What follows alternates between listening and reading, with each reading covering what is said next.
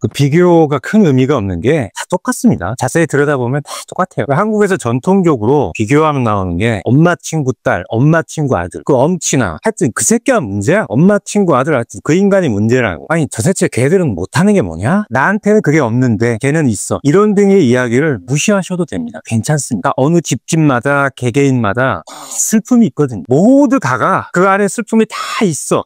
장면만 끊어서 봐서 그렇지 그 안에 슬픈 장면들이 다 있습니다. 그러니까 어떤 지엽적인 한 장면의 슬픔만 가지고서 그 슬픔의 내용으로 나만 힘들다고 합리화하지 말란 말. 상대적 박탈을 느낄 필요가 없다고. 누구나 다 가지고 있는 슬픈 이야기, 사람마다 가지고 있는 그런 슬픈 이야기의 카테고리를 하나 가지고 있다고 생각할 수 있어야 된다고 생각해요. 엄친아, 엄친딸 기다려봐. 걔네들 사기 당할 거야. 자살하거나 병으로 죽을 거야. 기다려봐.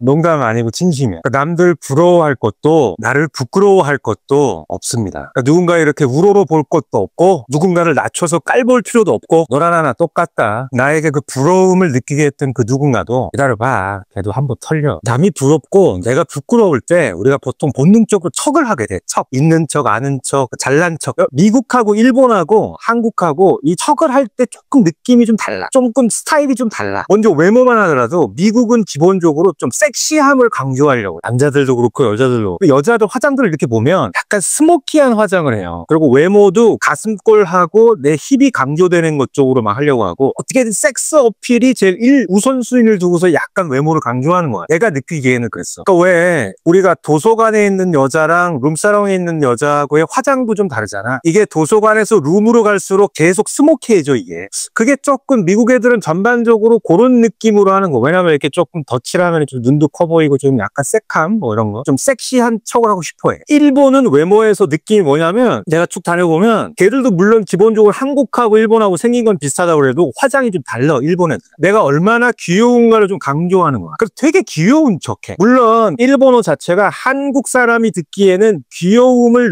사실 귀여움은 아니지. 귀여워서 죽여버리고 싶은 약간 그런 느낌 있잖아요. 확 그냥 이거. 한국 애들은 뭐 오빠 나 추워 뭐 이러면 될걸. 꼭 일본 애들은 아짜씨 사무이 와 이러잖아. 확 그냥. 그런 귀여운 척하는 걸 좀 강조하는 게 좀 있어 일본 애들. 그래서 머리핀하고 뭐 화장도 조금 귀여운 톤, 파스텔 톤, 그다음에 옷도 그렇고 스타일도 그렇고. 왜냐하면 일본에서는 이쁘다는 말 자체를 가와이라고 하잖아요. 그 자체가 귀여우면서 이쁜 걸 얘기하는 거기 때문에 그런 걸 좀 강조하는 거야 일본에서. 한국은 어떠냐? 무조건 있어 보이는 걸로 하지. 그리고 또 하나는 미국 같은 경우에는 조금 사람들이 자기가 얼만큼 건강하고 이 강한지에 대해서 조금 어필하는 것도 있는 것 같아. 남자들도 운동 많이 하고 일부러 문신 이렇게 쭉 하고 여기도 문신 이렇게 쭉 하고 좀 여자들도 되게 내가 건강하고 이런 느낌으로 건강을 조금 어필하려고 하는 게 좀 있는 거야. 일본 같은 경우에 뭐냐면 자기 성격이나 자기 스타일 자체가 조금 깔끔하다라는 느낌을 좀 되게 강조하려고 하는 거야. 그래서 음식도 되게 깔끔하게 하는 게 맞는 거고 옷도 깔끔하게 입는 게 맞는 거야. 뭔가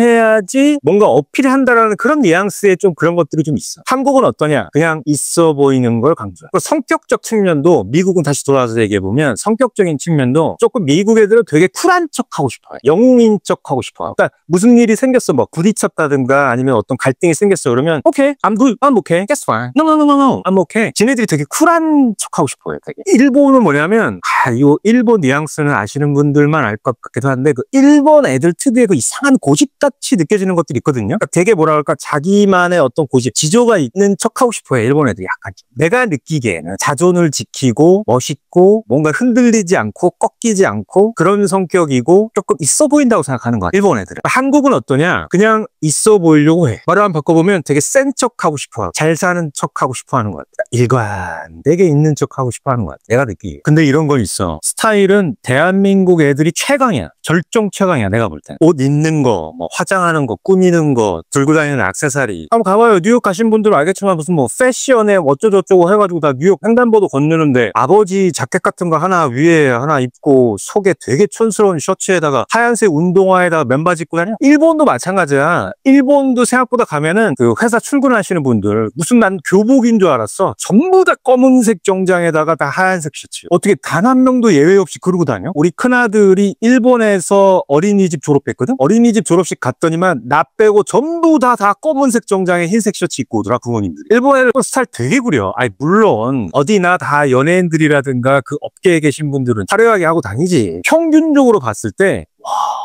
진짜 촌스러워. 근데 유럽을 안 가봐서 모르겠는데 한국 사람들만큼 스타일 좋고 멋있고 머리 스타일부터 신고 다니는 신발까지 한국 사람들만큼 스타일 좋은 사람들은 없는 것 같아. 그건 내가 진짜 인정. 어쨌든 인생은 멀리서 보면 희극이고 가까이서 보면 비극이라고 그랬다. 그 말도 사람 웃기는 걸 직업으로 하는 사람이 한 얘기야. 그러니까 다 똑같아. 애들 중에서도 큰 애가 전교 1등 하잖아? 그럼 막내는 가출해갖고 나중에 경찰서에서 만나. 이런 경우는 있어. 정말 내가 봐도 존경스러울 만큼 완벽한 부부들이 있어. 와, 정말 두 분들 너무 복고 딱 보면 진짜 아우라가 느껴지는 그런 커플들이 있거든. 그래서 그분들하고 차 한잔하면서 깊은 얘기를 하잖아? 두 분 다 불임이야. 아니, 우리 주변에 많아요. 이게 만들어낼 얘기가 아니라고. 재벌들은 어떨 것 같아? 그게 실제로는 그 측근들이나 가까운 사람들 얘기 들어봐. 사람 사는 게 아니에요. 그게. 기다려봐. 가끔 건물에서 한 명씩 떨어져. 2세 산들들. 그러니까 내가 아는 여동생 중에 이런 사람도 있다고. 정말 괜찮은 신랑감 찾았어. 직업 좋고 돈도 잘 벌고 정말 애도 깔끔하게 생겼어 진짜. 근데 걔가 술만 먹으면 완전 개야. 그래갖고 결혼생활 하다가 맨날 술 먹고 집에 와서 와이프 때리고 막 이래갖고 결국 안 됐다고. 걔. 남들 부러워할 것도 나를 부끄러워할 것도 하나 없어요. 생각보다 쉽게 사는 사람들은 없습니다. 그런 분도 있어요. 한국에서 사업하시고 사업가로서 굉장히 존경받고 집에서도 너무 잘하고 애들한테 존경받고 부부 사이도 너무 좋아. 그러니까 나는 그런 분들 보면 야, 세상에 저분 다 가졌다. 모든 걸 다 가졌다 싶었는데 얼마 전에 간암으로 돌아가셨어. 그러니까 명은 짧은 거야 또. 그렇다. 그래서 우리가 눈높이 잘 조절해서 빨리 함께할 누군가를 빨리 찾아서 함께 이런 슬픔들을 갈무리하고 기쁨의 비율을 내 인생에서 늘리면서 그렇게 살다가 가는 게 인생이지 않을까요? 자격지심 느낄 필요 전혀 없습니다.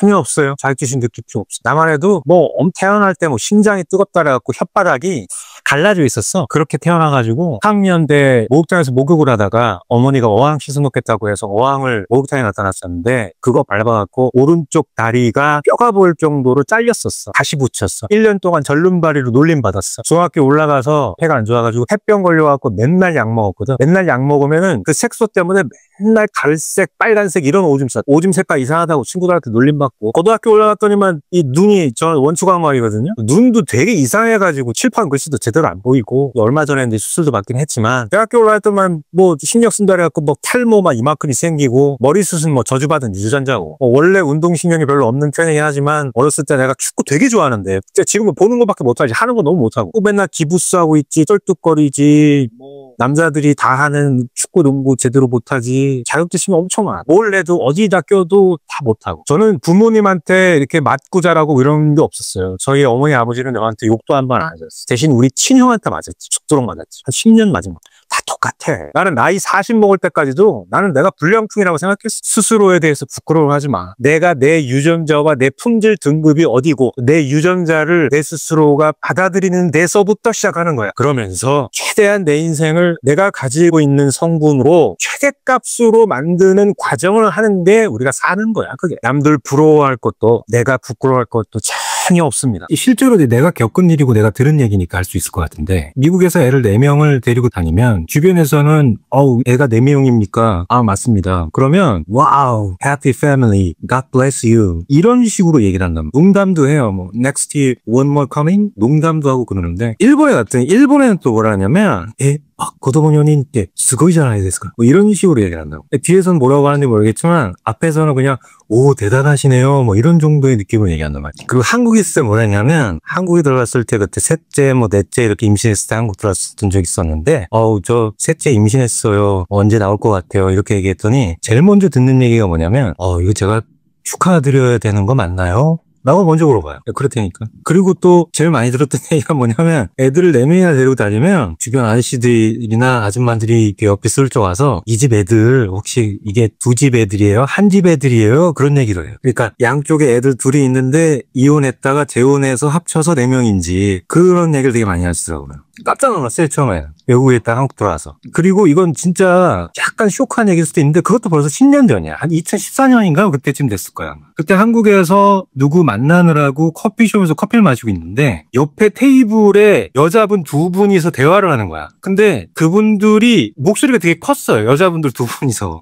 이건 뭐 듣기 싫어도 들을 수밖에 없고 자리를 옮기자니 뭐 자리도 없고 그래서 그냥 가만히 앉아서 기다리고 있었는데 한 분이 이런 얘기를 하는 거예요. 자기 친구 얘기를 하는데 이런 식으로 얘기를 하더라고. 야, 걔 누구누구 있잖아. 걔 이 미친년이 애를 셋이나 낳은 거야. 이거 진짜 어딘 그대로예요, 그게. 이 미친년이 애를 셋이나 낳은 거야. 옆에 있던 친구가 더 웃겨. 어머 미쳤나봐. 이렇게 얘기하더라고요.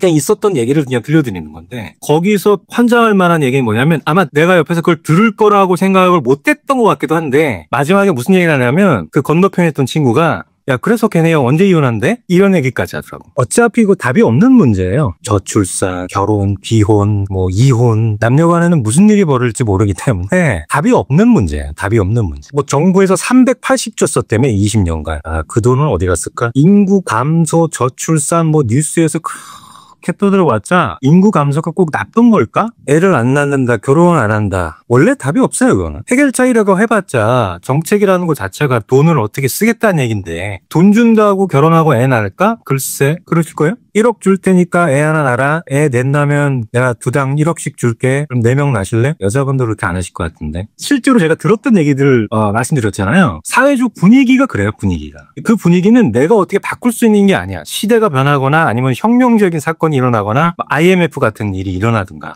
IMF 전까지 우리 선배 형님들 직장 다니시는 분들 점심 때 낮술 먹고 막 그랬거든요. IMF 터지고 나서 가던 사우나 안 가고 다 일하러 가고 그랬다고. 그런 획기적인 분위기 전환이 되는 무슨 사건이 있지 않는 이상 아마 답이 없을걸요? 긍정적으로 자기 삶에 좀 더 애착을 갖고 그런 싱글 남자라면 권하고 싶은 방법은 있어요. 국제 결혼해서 미국으로 이민 가세요. 저는 이제 친동생은 없고 동생은 없고 저희 친형님 한 분 계시거든요. 형제가 이렇게 둘인데, 만약에 내 친동생이 있다면 저는 그런 부분에 대해서 좀 심각하게 한번 생각해 보라고 얘기해 줄 것 같아요. 한국만 그래요. 한국만 그래요. 한국이 유난히 좀 심해요. 결혼은 지옥이다. 애 많이 낳는 사람은 무슨 짐승처럼 바라보고, 그런 사회적 분위기는 언젠가는 바뀔 것 같긴 해요. 그때쯤 되면 여러분이 환갑쯤 됐을 거예요. 그러니까 국결 이민이라는 게 대한민국을 버리고 한국 여자 뒤에서 침뱉고 이러자는 얘기가 아니야. 우리 오해하지 말아야 되는 게 스테이지를 넓게 쓰자는 차원이에요. 판을 좀 넓게 깔아놓고 하자. 다시 말해서 좀 글로벌하게 생각하고 움직이고 살자. 이런 취지의 얘기를 합니다. 저는 서울에서 태어나서 서울에서 자랐어요. 저희 아버지는 강원도 삼척에서 자랐고, 그러니까 대한민국 서울은 그냥 내 고향이야. 내 홈타운, 내 출신 지역이라고, 내 태생지라고. 그냥 우리 아버지 같은 경우는 강원도 삼척이겠지. 그러니까 요즘 같은 시대에 전 세계 어디에 있든 그냥 대한민국은 내 고향이야. 내 홈타운이라고. 한국에 사시는 분들은 마찬가지겠지만, 예를 들어서 내가 고향이 제주도다, 아니면 광주다, 부산이다, 대전이다. 명절 때도 고향 잘 안 내려가잖아. 몇 번 가지도 않잖아. 그냥 내가 태어나고 어렸을 때 자란 그런 곳이야. 그냥 곳. 여러분들 중에 아시는 분들은 알겠지만 대한민국 여권만 하더라도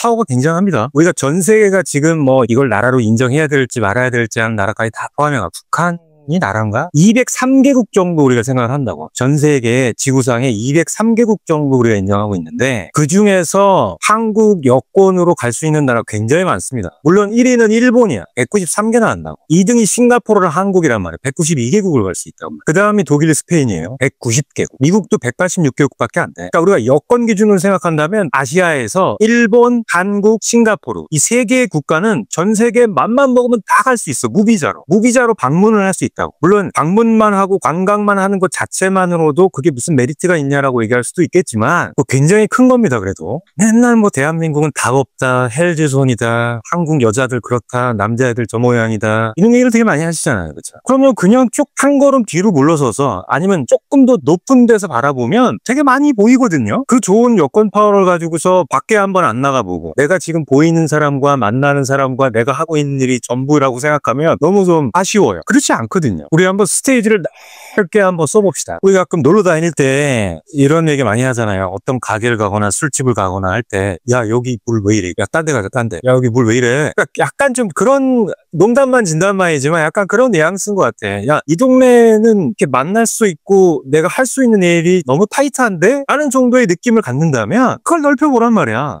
얼마든지 한 번은 갔다 올 수 있는 거 아니야. 여권 파워 좋지. 일본도 갔다 오고. 동남아도 우리가 하도 사건, 사고만 많이 들어서 그렇지 좋은 데 굉장히 많아요. 좋은 데 많습니다. 기회의 땅이고 비즈니스 할 때도 많고. 선배님들 중에서 말레이시아 가갖고 행복하게 사시는 분들도 있어요. 베트남, 캄보디아, 미얀마도 있어요. 좋아요. 하도 뭐 거기서 사람 죽었니, 납치, 마약 뭐 이런 문제들이 있어. 그렇지? 좋은데 굉장히 좋아요. 기회의 땅. 개인적으로 저는 이제 유럽을 못 가봐서 좀 아쉬운데, 유럽은 제가 잘 모르겠고, 일본도 마찬가지고, 미국은 뭐 말할 것도 없고. 아니 진심으로 혹시나 미국에 오게 되는데 캘리포니아의 오렌지 카운티 쪽으로 만약 오게 된다. 그럼 나랑도 가끔씩 커피 한잔 하면서 한번 만나자고. 오세요. 우리가 뉴스나 뭐 이런 걸 통해서 일부분만 봐서 그렇지 그게 다가 아니에요. 내 능력으로 일을 해서 상당한 부를 가질 수 있고 정말 좋은 짝을 만날 수 있고 다양하고 좋은 사람들 만날 수 있는 기회 굉장히 많습니다. 그러니까 이런 것 같아.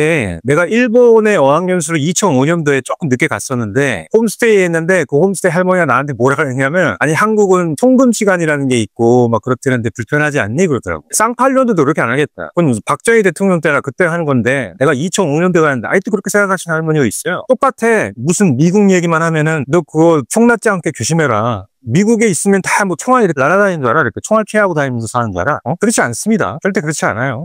동남아시아로 내가 가서 비즈니스도 하고 사람도 만나고 결혼도 하고 했다 그러면은 무슨 야 거기 납치 조심해라 사기 조심해라 꼭 그렇지 않아요. 잘하시는 분들은 아직도 잘하고 계신 분들 많습니다. 우리가 뉴스의 일면목 같은 거예요. 아직도 대한민국 데모나 하고 맨날 투쟁이나 하고 미국은 총알 날아다니는 줄 알고 미국은 매일매일 내가 총알 피하지 않으면 죽는 줄 알고 그 정도밖에 못 보면 안 되지. 우리 그 이상은 되잖아요. 난 대한민국을 사랑해요. 전 우리 민족이 우수하다고 생각해요. 대한민국이 최고지 않나요? 애국심 국뽕은 뭐 축구할 때밖에 안 나오더만 뭘. 그때 빼고는 뭐 맨날 욕하고 있더만 뭘 애국심 무슨 애국심이야. 그러니까 애국을 하더라도 달러로 벌어오는 게 더 낫지. 그게 진짜 애국이겠지. 그리고 지금 내가 있는 내 동네에서 우리 동네에서 내가 더 다양하고 더 나랑 함께 할 수 있는 연인을 못 만들겠다. 그럼 좀 더 다른 동네에 가지고서 내가 원하는 그 가족, 내 가족 구성원을 만들 수 있고 결혼도 하고 아기도 낳고 밝게 키울 수 있다. 그게 되려면 기본적으로 스테이지를 넓게 보란 말이지. 그게 핵심이에요. 우리 독자들의 나이대나 프로필을 내가 쭉 보니까 애기 아빠들도 상당히 있는 것 같아요. 굉장히 공감하는 마음에서 어쨌든 아빠들 오늘도 되게 수고했는데 지금 와이프가 임신 중이신 분도 있고 지금 신생아 막 키우셔가지고 3시간에 한 번씩 새벽에 깨시는 분들도 있을 거고 한참 아장아장 이제 걸어다니고 그런 친구들도 있을 거고 그럴 것 같은데 이걸 한번 생각해 보세요. 내 아이가 자라는 무대 자체가 예를 들어서 북한이라고 생각해봐. 북한에서 제일 잘 되면 안 굶는 거야. 안 되면 총살이고.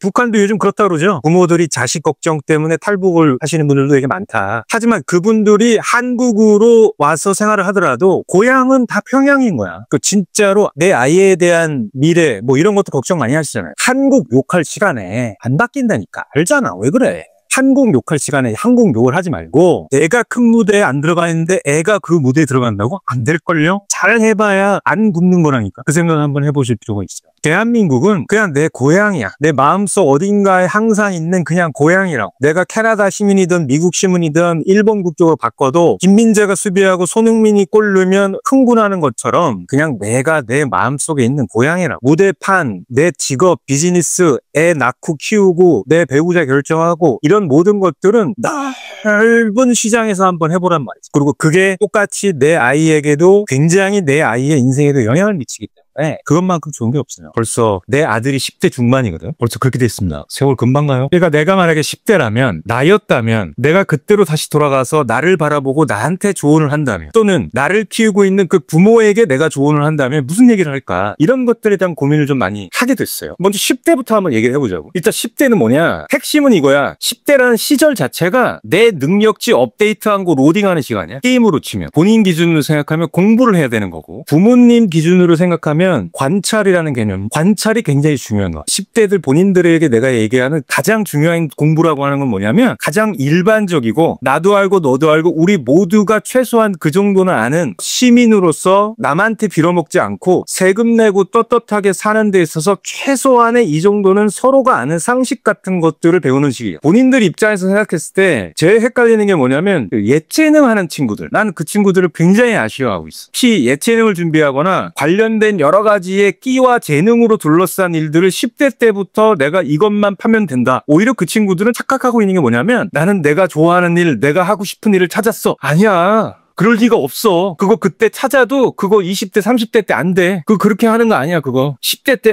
나는 벌써부터 내 갈 길을 찾은 것 같아. 아니라니까. 그 길 아니야. 그 길 아니야. 착각하면 안 돼. 기본적으로 내가 어떤 특별한 재능이 있잖아. 그러면 내가 봐도 난 천재고 네가 봐도 난 천재고 우리 모두가 봐도 넌 천재야. 근데 소질은 있고 재능이 있고 너 그거 되게 잘한다. 그 정도의 칭찬만 받고서 착각을 하면 안 돼. 그렇게 해서는 절대로 될 수 없어. 절대로 될 수 없어. 보통 우리가 예능 쪽이라든가 예체능 쪽에 천재라고 한다면 벌써 신생아 때부터 힘이 다르지만 4살 정도면 뭔가 확 발현돼야 돼. 하다못해 음악 쪽도 4살 때부터 피아노 치는 사람 있잖아. 가르쳐주지도 않고 손가락도 안 되는데 건반 변조하고 기타 치는 친구들도 있고 한 번도 안 가르쳐줬는데 그림 쫙쫙 그려내고 운동신경이 워낙 남다르고 춤추는 끼도 정말 살벌하고 원래 그런 천재들이 있어. 공부도 마찬가지. 공부도 재능이거든요. 4살 5살 때부터 벌써 초등학교 과정 뛰고 막 이런 친구들 있어. 그 정도 되지 않으면 10대 때 이미 길이 결정됐다라고 얘기하는 거는 절대로 그건 착각이야. 그렇게 절대 생각하면 안 돼. 난 조금 소질이 있는 것 같아. 그건 나중에 나이 먹고 취미생활할 때 조금 도움될 뿐이야. 그렇게 생각하면 절대 안 돼. 운동도 이미 엄마 아빠 다 타고나서 엄마 운동선수 아빠 운동선수 해서 내가 이미 태어날 때부터 타고나게 몸이 좋은 친구들이 있어요. 운동도 그런 친구들이 하는 거야. 왜 제너럴할 공부를 해야 되냐면 내가 어설프게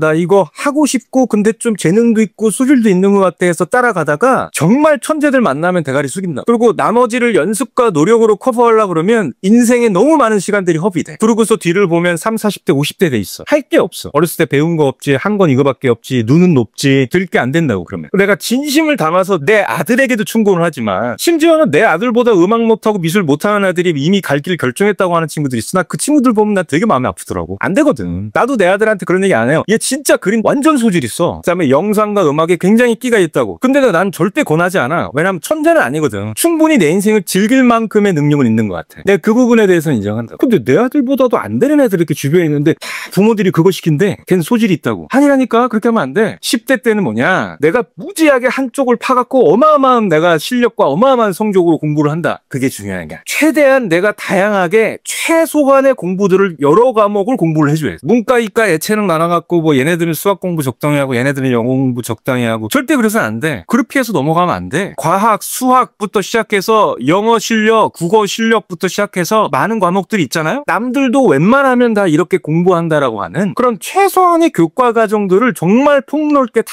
공부를 해야 된다. 그때 10대 때가 그게 굉장히 중요해. 그게 전공도 아닌데요. 그 전공을 할지 안 할지 그게 중요한 거 아니라니까. 그렇게 폭넓게 공부하지 않으면 내 능력치, 그러니까 생각을 해보란 말이야. 내가 만약 캐릭터고 내가 게임 속에 등장한다고 생각해봐. 축구 게임을 하는데 내가 손흥민을 띄웠어. 근데 손흥민의 스피드, 체력, 뭐 드리블, 슛, 쭉 나올 거 아니야. 이렇게 능력치들이, 그치? 그러면 그 능력치들이 내가 어디까지 가는지, 어디까지 내가 키울 수 있는지 이런 것들을 수치화시키는 로딩 시간이라고 10대라는 게. 당연히 내가 드리블 수치를 확인하려면 드리블도 내가 짧고 굵고 깊게 내가 한번 배워봐야 되고, 내가 슈팅 능력 확인하려면 슛도 내가 한번 100번 쳤는데 몇 번 들어가는지도 봐야 되고 이런 걸 해봐야 될 거 아니야, 그치? 근데 벌써부터 뭐 10대 초반에 나는 바이올린에 끼가 있고 재능이 있고 소질 있고 내가 비싼 선생님 붙이면 얘는 천재니까 될 거야. 아니라니까. 그렇게 이미 천재는 나도 느껴야 되고 너도 느껴야 되고 우리 모두가 느껴야 돼. 그런 사람만 하라고 하는 거예요. 그런 사람. 외모 얘기하는데 10년 20년 지나면 외모 아무런 의미 없어. 심지어는 나도 20대 때 괜찮았어. 30, 40, 50 넘어가잖아?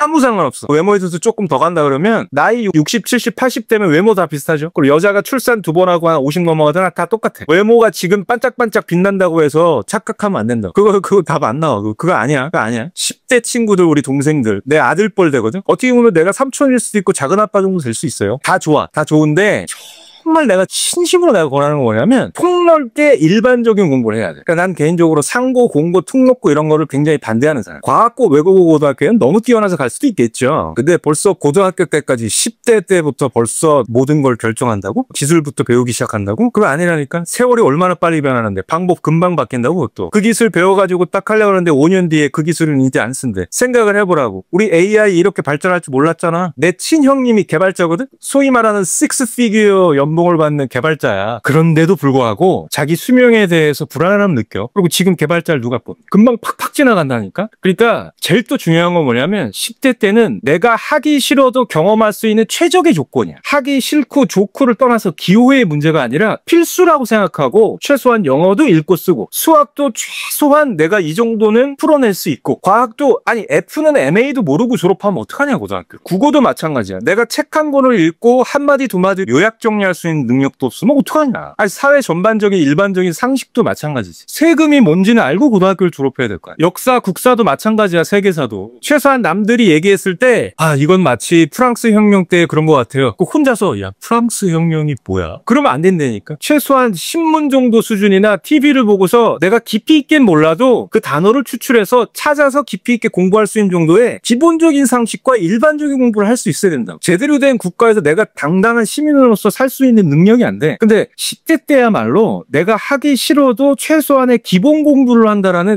아주 최적의 시기라고. 공부해야 돼. 그렇게 공부를 해야 공립교육 수준의 일반적인 능력치에 대해서 내 캐릭터에 대해서 수치화시킬 수 있다는 말이지.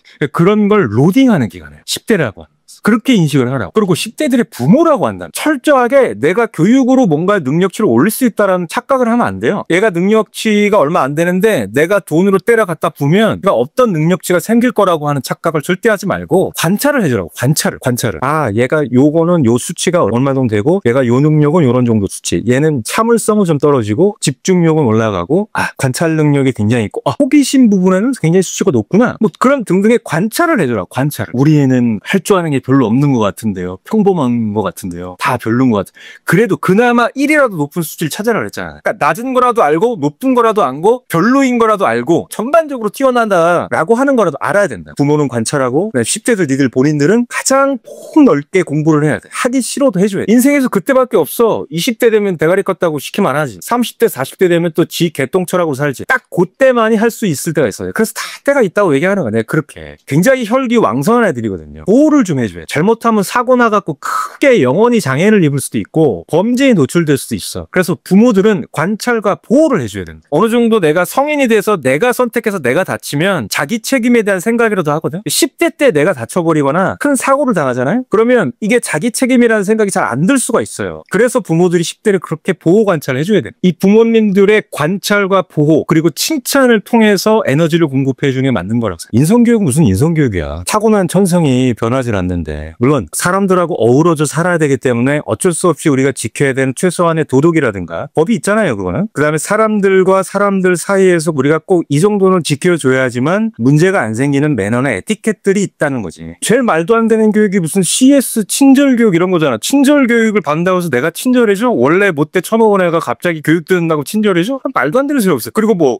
효에 대한 강의. 효 자체가 생물학적인 건데 무슨 내가 효 강의 듣는다고 갑자기 효녀 효자 돼? 그렇지 않아. 효자나 효녀들은 이런 거래 또는 그렇게 살더래 라고 하는 걸 듣는 거고 아 그런 거겠구나 라고 진심은 당연히 안 바뀌겠죠. 그런 척할 수 있는 방법을 가르쳐 줄 뿐이지 그게 뭐 인성교육의 효과라는 게 나는 그 말도 안 된다고 생각해. 더 웃긴 것도 있잖아. 처세술 강의. 동기부여는 일부분 인정할 수 있을 것 같아. 처세술은 책 중에서도 그 처세 관련된 책들이 제일 쓰레기 책이라고. 인생에서 제일 중요한 교육은 어떤 인간의 됨됨이, 도리, 공자왈, 맹자왈 이런 교육보다 차라리 성교육을 하는 게 훨씬 낫다고 생각해. 그래야 본인도 행복하고 가족도 행복하고 우리 모두가 그나마 조금 나은 환경에서 살 수 있다고 생각해. 뒤를 돌아보면 나도 마찬가지지만 나도 10대가 있었고 20대가 있었고 30대가 있었지만 그러니까 나 같으면 그랬을 것 같다라는 생각이 들어. 오히려 더 살면서 되게 쓸데없는 거 되게 많이 듣거든요. 그리고 교육도 되게 쓸데없는 강의 되게 많고 차라리 내 직업 기술을 갖는 교육, 성교육 강의 그게 더 나는 훨씬 더 유익하다고 생각해. 살아있어야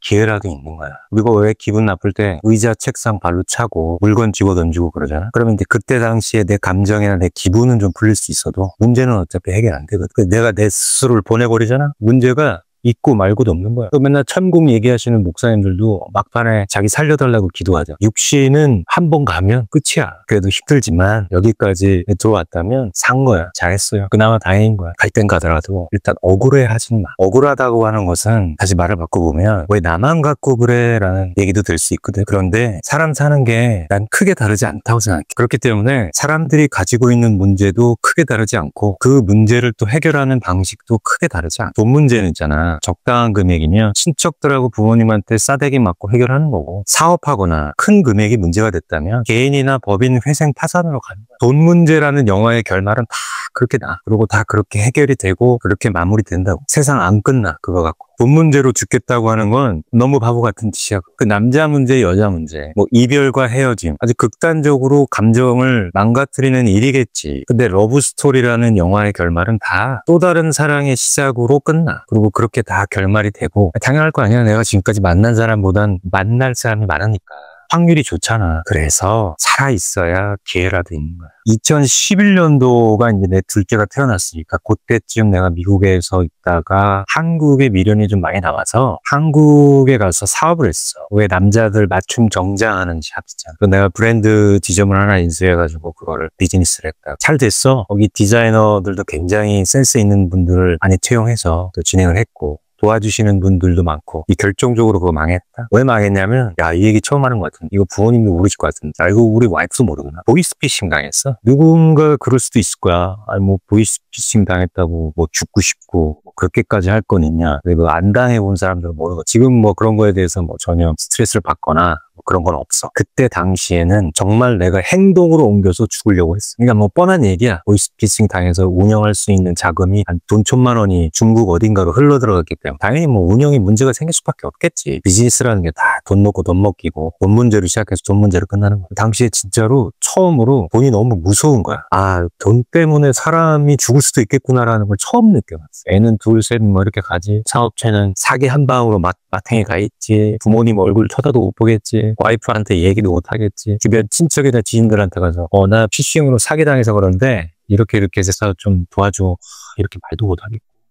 그때 막 한쪽 팔이 막 나비가 오고 막 탈모 더 생기고, 아, 장난 아니더라고. 어디다 얘기도 못하게. 혼자 똑똑한 척은 다 했는데 그런 거 당해서 들어오고, 자존감 무너지고, 앞으로 살 길 막막하고, 답도 없고 희망도 없고. 지금 생각해보면 또 별거 아닌데, 그때 당시에는 내가 죽어야 끝난다고 생각했어. 내가 죽으면 이 고통이 없어질 거다. 진짜로 죽으려고 행동을 막 옮기려고 하는데 우리 어머니한테 페이스타임이 왔어. 어머니 얼굴 보고 정신이 확 들더라고. 이게 사람이 궁지에 몰리고 철저하게 나 혼자만 그 구석에 있다고 생각하면 결국은 생각하는 게 다 부정적이고 죽어야 된다는 생각밖에 안 해. 원래 그래. 나도 그랬어. 그때 이제 내 친구를 만났지. 내 친구 별명이 사슴이라는 친구를 만났는데, 그 친구를 만나서 내가 좋아하는 친구 얼굴 한번 보고 죽으려고 한다. 그 친구가 나한테 해줬던 얘기는 뭐냐면 바로 이 얘기야. 살아있어야 기회라도 있는 거야. 우리 살자. 그렇게 얘기돼가지고 채권 채무 문제를 법무사 통해서 정리해서 결국은 마무리 졌어. 차라리 돈으로라도 해결될 수 있는 문제가 어떻게 보면 되게 쉬운 문제일 수도 있어. 그러니까 돈 때문에 죽겠다 살겠다 할 필요 전혀 없어. 다 방법이 있고 다 회생할 수 있고, 그리고 어차피 돈 문제라는 거는 쓰다가 생겼잖아. 다시 벌면 다시 해결되는 길로 간다고. 요즘 뭐 그렇게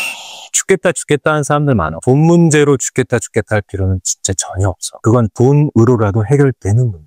원래 우리가 산다는 게 슬픔과 기쁨의 비율이 있거든. 슬픔을 최소화시키고 기쁨을 최대화시키는 게 그게 우리가 사는 거겠지. 근데 우리가 잘못 생각하고 있는 게 뭐냐면, 슬픔을 해결하는 방법을 꼭 죽음, 끝 이렇게 하면 안 돼. 슬픔을 기쁨으로 덮어야 되거든. 살아있어야 기회라도 있다는 얘기는 뭐냐면, 거기서의 기회는 이 슬픔을 더 많은 기쁨으로 덮을 수 있는 기회를 얘기하는 거야. 그리고 내가 또 한 번 더 있었어. 내가 내 스스로를 보내버려야겠다라고 생각해서. 그때는 참고로 우리 이제 첫째 아이는 아토피가 되게 심해갖고 지금도 고생하고 있거든. 아토피가 장난 아니야. 아토피 심한 사람, 되게 중증이거든. 아토피 되게 심한 사람, 그 식구들도 진짜 장난 아니야. 그거는 와이프도 그렇고 나도 그렇고 워낙 알레르기가 심하기 때문에 그럴 수도 있겠다. 조절 잘하면서 살자. 둘째 때 내가 충격을 상당히 많아. 둘째 출산하면서 충격을 상당히 많이 받았어. 애가 이제 태어날 때부터 몸이 되게 약하고 목도 제대로 못 가는 것만 이랬었는데, 잘 걷지도 못하고 말도 너무 못하고, 4살, 5살? 그때 이제 일본에 있을 때 제일 먼저 자폐증 지적장애 판단을 받았다. 그러면서 미국에서도 검사했고 한국에서도 검사했는데, 소아과 같은 데서 검사하고서 결과를 의사 선생님이 부모들한테 얘기해 주잖아. 되게 냉정하게 읽어주셔. 아이가 조금 부족한 것 같은데 뭐 이렇게도 이렇게 안 해. 지적장애 중증이냐 뭐 그냥 읽어줘. 둘째가 지적장애, IQ가 한 40대 정도밖에 안 나와. 키우면 키울수록 되게 힘들어. 최종 판단을 미국에서까지 진단을 받고 나서 충격을 받았었어. 와이프는 맨날 울고. 물론 자기 자식이 훨씬 더 심한 장애를 갖고 태어나신 분들은 많아. 다운 증후군도 있고 내병들도 있고 굉장히 지적장애, 신체장애까지 정말 너무 심한 장애를 갖고 태어난 아이들도 많아. 근데 나로서는 굉장한 충격이었어. 나 나름대로도 스스로 잘났고 와이프도 스스로 잘났다고 생각하는 두 사람이 만나 미국까지 와갖고 생활을 하는데 첫째는 뭐 아토피로 저러지, 둘째는 지적장애 자폐 있지. 장난 아니고 미국에서 최종적으로 판단을 받고 나서 나도 울었던 거야. 그때 그 생각을 했어. 가고 싶다 나도. 감당을 못하겠다. 물론 지금은 이름이 아란인데 아란이보다 내가 하루라도 더 늦게 가고 싶다라는 마음뿐이 없어. 감당을 못하겠다. 별 생각이 다 들었어 그때. 진짜 장난 아니야. 원래 사람이 이 장애가 되게 무서운 거고, 그러니까 말 그대로 permanently damage잖아. 치료가 되는 것도 아니고. 내가 저번에도 한번 얘기했던 것 같은데 신체 장애 같은 경우에는 뭐 극복하기도 하고 그래. 지적 장애는 뭔 극복이 어딨어. 그냥 받아들이고 살아야지. 그 딸을 보면서 내가 감당을 못하겠더라고. 그러니까 실제로 그렇게 해서 실행에 옮기신 분이 되게 슬픈 이야기인데, 장애가 없는 것만 하더라도 인생에서 한 번쯤은 내가 신체 장애가 없는 것만 하더라도 감사함을 좀 느낄 필요도 있어. 어쨌든 난 그때 진짜 가버리고 싶었어. 지금 미국에 있으니까 무슨 생각을 했냐면 총을 하나 사갖고, 참 뭐 이런 얘기 상당히 불편하면서도 조심스럽지만 애들 먼저 보내고 와이프 보내고 마지막에 내가 정리하고 가야겠다. 지금은 그렇진 않아요. 지금은 전혀 그런 생각 전혀 난 안 죽을 거야. 난 영원히 살 건데 그때 순간적으로 그런 감정, 그런 나의 생각들이 있었어. 그러니까 지금 자기들만 그런 게 아니라 진짜 그때 별 생각이 다 들더라고. 그때 내가 컵라면을 많이 먹어서 환경 호르몬에 노출됐나? 아니면 안 씻고 해서 그런가? 혹시 우리 와이프가 혹시 뭐 이상한 짓을 했나? 임신할 때 뭐 이상한 거 먹었나? 이게 나하고 우리 와이프 문제가 아니라 유전적으로 집안에 뭐 있나? 그래도 별 생각 다 있어. 자신도 없고. 그럼 누구나 다 가지고 있는 슬픔의 종류야. 내가 가지고 있는 슬픔의 종류가 내 딸아이의 지적장애와 자폐인 것이고, 어떤 이에게는 신체장애인 것이고, 어떤 이에게는 엄단적 돈 문제인 것이고, 어느 누구나 다 가지고 있는 슬픔의 종류 중에 하나였던 걸로 받아들였다는. 그게 중요해. 그래서 내가 계속 강조하지만 억울함은 갖지 말란 말이야. 나한테 이런 종류의 슬픔의 종류가 왔구나라고 생각하라. 우리가 이 생각까지 조금 했으면 좋겠는 건 뭐냐면, 내가 지금 느끼는 이 억울함, 우울함, 그 미치겠는 죽어야 해결될 것 같은 그 느낌만큼 그 정도의 감정 수치로 기쁨도 그 정도로 누릴 때가 분명히 온다는 거야. 그걸 안 하니까. 우리가 피 한 방울 안 섞였지만 다 형제 남매고, 그런데 정말 이건 진심으로 내가 얘기하는 거야. 우리가 형제라면, 우리가 남매라면. 내 중학교 친구 중에 친구의 형님이 스스로 가셨어. 한강에 던지셨어. 이유가 뭐였냐면 자기가 믿고 있던 여자친구가 다른 남자의 아이를 임신했다는 이유였어. 근데 그것도 지금 생각해 보니까 원래부터 연이 아니지 않았을까라는 생각도 드는데, 내가 하고 싶은 얘기는 뭐냐면 여자 문제, 남자 문제, 관계에 대한 문제들 되게 많잖아. 우리가 그것도 내가 나중에 한번 기회 되면 또 얘기하겠지만, 사랑을 너무 집착으로 배워서 그런데 헤어짐, 이별, 뭐 이혼도 해당할 수 있어. 이건 뭐 남자들도 마찬가지야. 여자들뿐만 아니라 이별의 아픔이나 헤어짐, 뭔가 이렇게 스플릿 돼버린 이 감정이 사실 심장에다가 칼로 이렇게 대고서 긋는 듯한 느낌이겠지. 물론 지나고 나서 그때를 생각하면 그때도 일종의 성장 과정이었다라고 받아들여질 수도 있겠지만, 당시에는 많이 힘들겠지. 그때 생기는 우울한, 관계로 인해서 생기는 그 감정의 슬픔, 이런 것들을 갈무리 할 때는 이렇게 표현하고 싶어. 이 눈물 배설의 욕구를 해결해줘요. 우리가 시원하게 한번 울면 좀 감정이 좀 풀리고, 감정이 풀린 상태에서 이성적으로 나머지를 정리해. 감정이 있는 상태에서 거기서 또 뭐 관계를 또 정리하고 또 해결하려고 그러잖아? 더 안 좋아. 해결되긴 뭐가 해결돼? 하나 더 해결되잖아. 감정을 푸는 방법에 대해서 아주 우리가 시원하게 할 수 있는 방법은 이 눈물 배설의 욕구를 확실하게 풀어야 돼. 제일 필요한 건 뭐냐면, 내가 화끈하게 울 수 있는 사람을 찾아서 가서 붙잡고 울어요. 그래서 우리가 항상 가족이 중요하다고 얘기하는 것도 그런 거. 절대 그 욕구를 참으면 감정 풀리지 않아. 풀린 척하는 거지. 남자들도 마찬가지야. 울 때 제대로 울지 못해서 쌓여서 생기는 거 많아. 울어야 돼. 울은 만큼 좋은 게 없어. 이 눈물 배설의 욕구를 억제시키지 마. 사고치. 니들은 그 성욕도 자꾸 억제하니까 사고치지 않나. 눈물을 배설의 욕구는 절대로 억제시키면 안 돼. 그러고 나서 감정 상태가 어느 정도 갈문이 된 상태에서 이성적으로 나머지 관계를 괜찮아. 우리 할 수 있어. 해결할 수 있고 좋아질 수 있어. 진심이야. 우리가 어떻게든 생존하고 있어야, 여러분들이 지금 진짜 그렇잖아. 어떻게 인생이 꼬여도 어떻게 이렇게 꼬여. 그런 경우 많거든. 관계, 만남, 뭐 돈, 일, 어떻게 꼬여도 나는 어떻게 이렇게 꼬이지? 꼬이더라도 살아있는 게 나은 거야. 그래야지 반드시 내가 그렇게 꼬이고 내 인생이 내 인생이 최악이라고 생각하는 그 수치만큼 반대해서 한번 반드시 찍어준다고. 그래서 우리 쉐어해, 공유해. 난 그렇게 생각했거든. 미국 영화 같은 거 보면은 뭐 여기 커뮤니티에도 그런 모임들 많지만 뭐 알코올 중독자 모임, 뭐 사별한 사람들, 헤어진 사람들의 모임, 뭐 이렇게 해갖고 의자 갖다 놓고 모여서 이렇게 서로 쉐어하잖아. 나는 계속 그런 거 보면서 야, 자기 중독인데 나 이렇게 힘들고 이렇게 극복하고 있어를 한마디씩 한다고 해서 그게 문제가 해결되냐? 전에 뭔 짓이냐?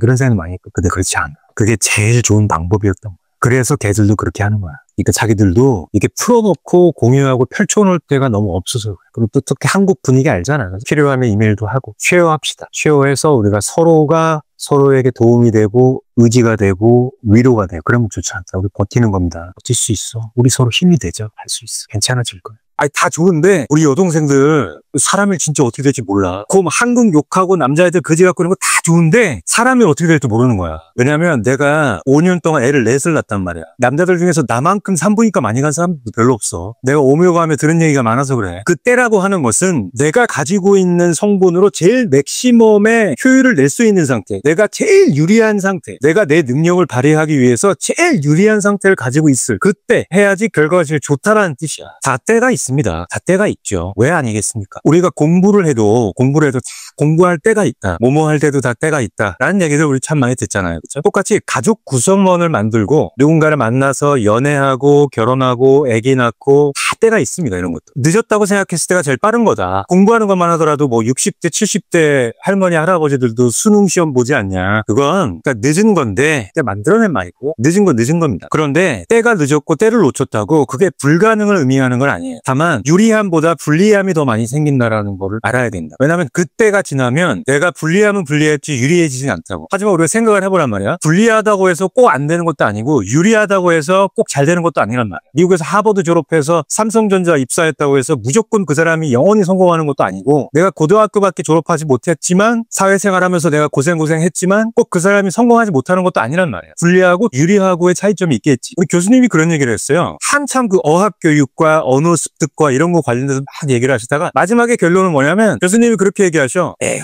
언어는 어렸을 때 배워야 돼. 그러고 끝내셔. 그러고 영어 공부도 여러분들 많이 해보시잖아요. 그렇죠? 소위 말하는 크리티컬 피리어드라는 게 있단 말이죠. 그래도 보통 만 16세인가 뭐 이렇게 얘기하시는데 그 뭐 연구하시고 공부하시고 하시는 분 되게 많아. 방식이 되게 여러 가지가 있단 말이에요. 굉장히 중요한 건 그때가 있다고. 강의하시는 그 선생님도 자기 자식은 아예 미국이나 호주나 캐나다 가서 영어 공부 시킬걸? 그러니까 언어 공부만 하더라도 굉장히 때가 중요하겠지. 근데 오빠가 진짜 하고 싶은 얘기는 뭐냐면 사람도 생물이고 동물이야. 우리 늙어. 어쩔 수가 없어 그건. 뭐 노화를 치료하고 방지하고 뭐 예방하고 뭐 이런 기술들이 나왔다고 하지만 그 정도 혜택을 받기 힘들 거야. 이게 중요한 건데 냉동난적 꼭 해야 돼. 그쪽 세계에서는 아마 여자 나이 34살 정도를 그나마 신선하다고 보는 것 같은데 자세한 건 전문가 선생님들이 있으니까 진심으로 난 내 여동생이 있으면 28, 9살까지 갔는데 아직 뭐 시집이나 아니면 출산이나 이런 거에 가깝지 않은 상태 그런 환경이 있을 수가 있거든. 내가 지금 당장 결혼할 수 없고 애기 낳을 수 있는 상황이 아닌 경우가 있을 수 있기 때문에 현실적으로. 하지만 내 건강 상태에서 가장 중요하고 가장 돌이킬 수 없는 상황이 생길 수 있는 내 자손을 번식할 수 있는 이 생식 능력에 관해서 시간이 지나면 끝나. 아무리 힘들다고 하더라도 적어도 30이 넘지 않는 28, 9까지는 꼭 자기 난자 냉동하란 말이야. 아니 얼마나 다행이야. 과학기술이 발전하고 의학이 발전해가지고 그나마 시간을 좀 벌 수가 있는 거야 우리가. 지금 뭐 나는 결혼 안 해요. 생각 없어요. 애기 절대 안 낳을 거예요. 아는 언니들 뭐 애 낳고 사는 거 보니까 아, 별거 없어요. 고생만 해요. 여러분들도 지금 그렇게 인생 꼬일 줄 몰랐잖아. 진짜 모르는 일이야 그거는. 나중에 30대, 40대, 50대 가갖고 어마어마하게 후회하는 사람 많아. 그나마 우리 의학이 발전해가지고 나의 생식 능력과 그 다음에 이 임신 출산 능력을 보여줄 수 있다는 것만 있어도 되게 큰 거란 말이야. 봐봐. 남자들이 결정사 통해서 맞선을 보던 아니면 소개팅을 통해서 맞선을 보던 부모님 소개로 맞선을 보던 그런 소개팅이나 맞선 자리를 보고 나서 와서 무슨 얘기하는 줄 알아? 나도 되게 많이 듣고 주변에서도 되게 많이 들을 거야.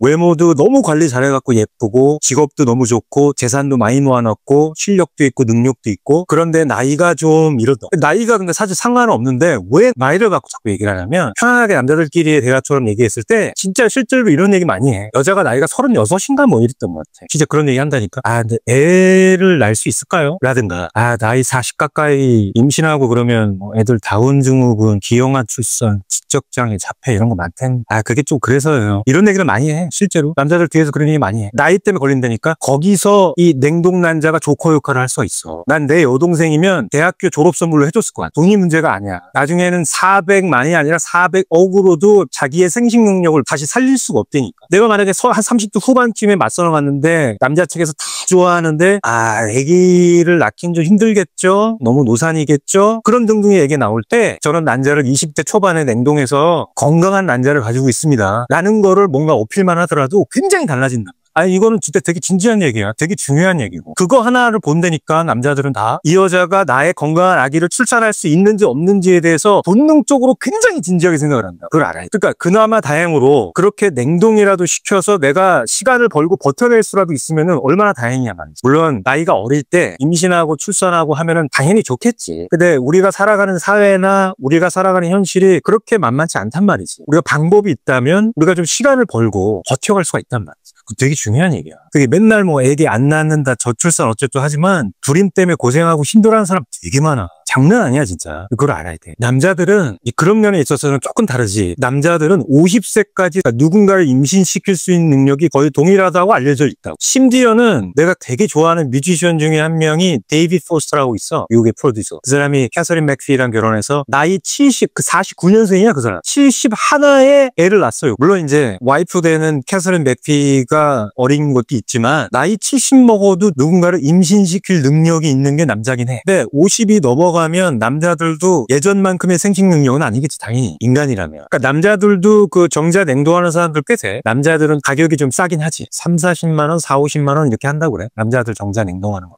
필요하면 할 필요가 있겠지. 아니 생각을 해봐. 나이가 먹을수록 그 용량과 수압이 점점 떨어진다는 걸 느낄 거야 본인들도. 내가 구체적으로 뭐라고는 얘기 안 할게. 남자들한테만 나오는 것 그 용량과 수압이 나이가 들어가면 들어갈수록 계속 떨어진다. 느끼잖아. 알잖아. 우리 10대 때 20대 때 천장을 향하던 게 지금 밑으로 흐르고 뭐 이런단 말이지. 알잖아 그지? 그러니까 남자들도 시간이 더 걸릴 것 같고 환경적으로 좀 어렵다 싶으면 할 수 있으면 하면 좋지. 공부도 때가 있듯이 가족 구성을 만드는 것도 때가 있는 거야. 원래 그런 시기가 있는 거라고. 공부할 때가 있는 것처럼 가족 구성으로 만드는 때가 있는 거라고. 사람이라면 다 똑같아. 어쩔 수가 없어 그거는. 이명현 박사님이라고 천문학자이잖아. 그분이 나와서 참 의미 있는 얘기를 했던 게 뭐냐면 나는 나한테 되게 의미가 있었는데 죽음을 놓고 오늘을 바라보면 내가 어떻게 살아야 되는지 답이 나온다. 이런 얘기를 하셨거든. 참 좋은 얘기인데 무슨 얘기냐면 이런 거지. 내 삶의 시간과 공간을 정해놓고 정의를 해놓으면 그 안에 있는 것들은 뭘 해야 되는지에 대해서 답이 나온다는 뜻이거든. 죽음이라는 걸 놓고서 내 삶을 다시 바라보면 진짜 완전 달라지거든. 한번 하루 이틀만 호스피스 병동이나 시한부 인생 사시는 분들이나 오늘 내일 하시는 분들 옆에서 간호하거나 한번 가서 봐봐. 그리고 죽기 전에 후회하는 것들 그거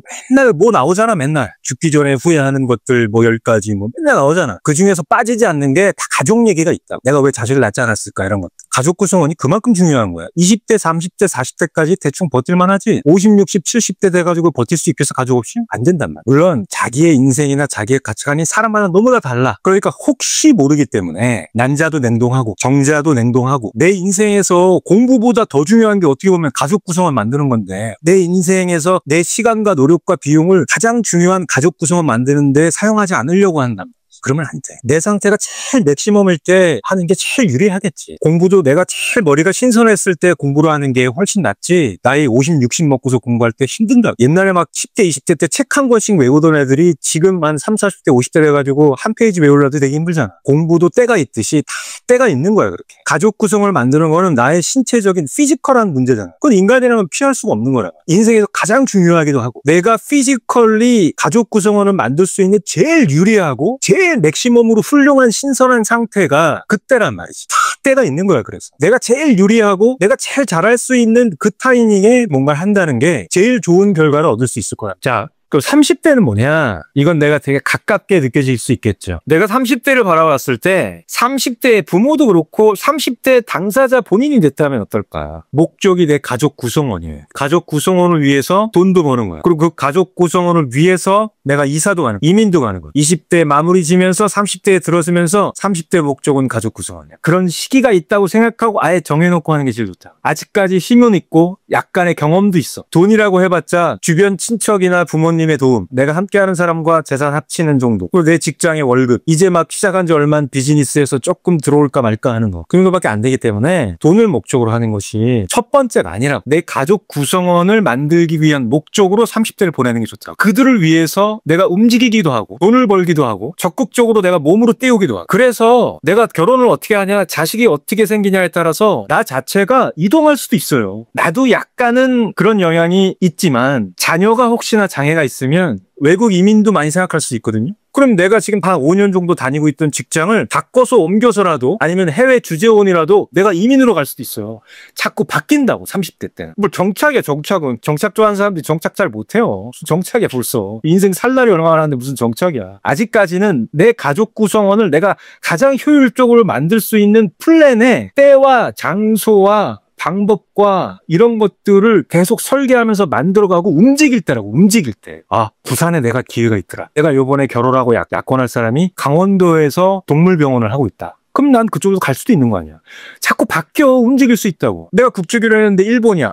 내가 일본 쪽에 내가 할 일이 있을 것 같은데 거기 가서 내가 한국 사람 상대로 세일즈를 해야겠는데, 이럴 수도 있는 거란 말이야. 서울에 살지만 내가 대구를 갈 수도 있는 거고. 그러니까 예를 들어서 여자들 입장에서는 사귀고 있는 사람은 내가 서울에서 만나서 서울에서 같이 지내지만, 사귀고 있는 사람의 부모님이 제주도에 사시네? 제주도에서 펜션 하시는데 돌아가셨어. 그래서 펜션 받아서 내가 제주도에서 일을 할 수도 있고, 거기서 또 애도 생겼네? 애가 생겼는데 내가 아이를 위해서 캐나다나 호주로 이민 갈 수도 있는 거. 그러니까 비즈니스 기회가 미국에 있을 수 있는 거. 둘 다 공부하는 걸 워낙 좋아하기 때문에 아예 유학생 부부 컨셉으로 해서 미국에 둘 다 유학 갈 수도 있는 거. 거기서 아이들이 태어날 수도 있는 거. 그게 계속 이동할 수 있는 그런 가능성이 너무 많기 때문에 30대에는 그런 걸 픽스하지 말고 최대한 내가 가족 구성원을 중심으로 그런 이동수에 대해서 내가 받아들여야 된단 말이야. 근데 여러 가지 그런 변수들이나 이런 것들이 내가 누군가와 함께 해서 어떤 가족을 만드냐에 따라서 굉장히 여러 가지 방향이 나올 수 있고 여러 군데 기회가 있을 수 있단 말이야. 그 자체를 목적으로 살아야 돼. 움직인다. 가족 구성원을 위해서 움직인다. 돈도 거기에 맞춰서 필요한 만큼 벌고 직업도 거기에 맞춰서 바꿔야 돼. 직장도 바뀌어. 직장은 뭐 요즘 뭐 이직 퇴직은 뭐 밥 먹듯이 하는데 뭐 내 직업도 바뀔 수 있어요. 여러분. 내가 어설프게 한 거의 최저임금 받는 내가 직장이 있는데 내가 이번에 만난 예를 들어서 남자가 약대 졸업해갖고 약국을 한다. 차라리 거기서 내가 행정일을 봐주면서 같이 하는 게 나을 수도 있고. 이건 어떻게 될지 몰라요. 혼자의 기준으로 그걸 설정하지 마.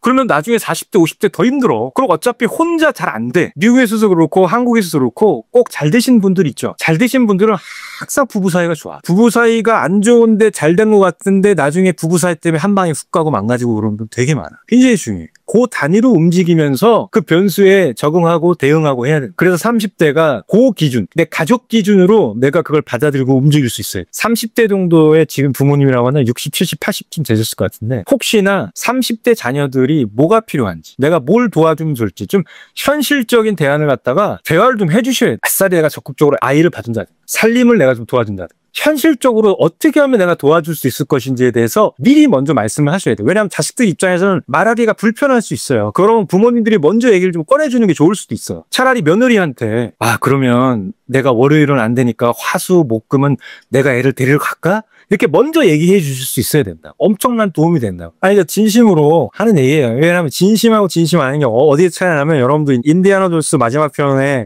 봤으면 알겠지만 해리슨 포드 아들 나오잖아. 그 아들한테 이런 얘기 하잖아. 너 무슨 일 하냐? 오토바이 수리하는데요? 누구나 다 각자 하는 일들이 있지. 이렇게 얘기했다가 나중에 자기 아들인 거를 알고 나서 너 대학부터 가고 공부부터 맞춰야 될 거라고 이렇게 얘기했다고. 그게 아마 영화 장면이 하나 있을 텐데. Kind of goofers up. You quit school? Oh yeah, sure, tons of them. It's a waste of time. You never finish. No. For money. It's motorcycle. Do that for the rest of your life. Maybe I will. Each, you got a problem with them? Honest, that's what you love doing. Don't let anybody tell you different. Harry, and you should get off his back about school. Not everybody's cut out. He's your son. My son? Why the hell didn't you make him finish school? Just stop. You're not my dad. You're gonna go back and finish school. What happened if there's not a damn thing wrong with it, kid, and don't let anybody else tell you any different? You don't remember saying that? That was before I was your father. You're not my father.